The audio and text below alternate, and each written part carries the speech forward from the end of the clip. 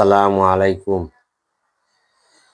দেখেন আজকে একটা সবজি পাকাবো, সবার পছন্দ হবে, বাচ্চারা খুব পছন্দ করে, ঝাল ছাড়া। সাথে থাকুন।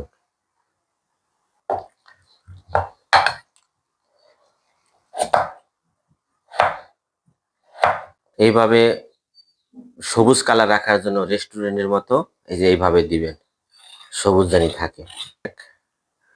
তো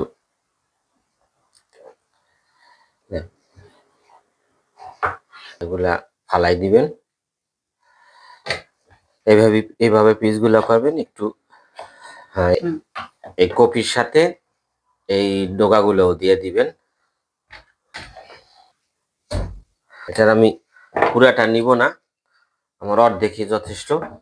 এই ভিতরে এটা ফালাই দিবেন।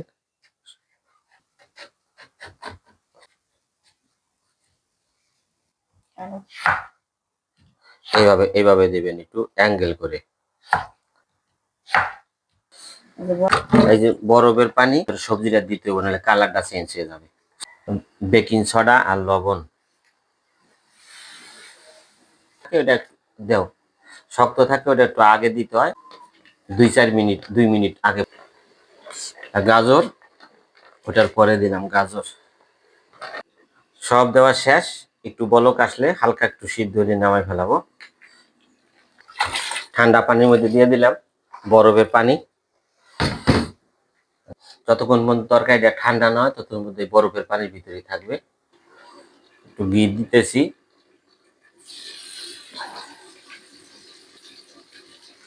কাঁচা রসুন, রসুনটা একটু হালকা লাল হইলে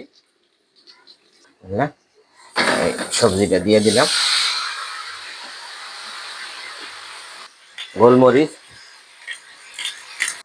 আমার এই রেসিপিটা যদি আপনাদের পছন্দ হয়, লাইক শেয়ার কমেন্ট করবেন। ধন্যবাদ সবাইকে।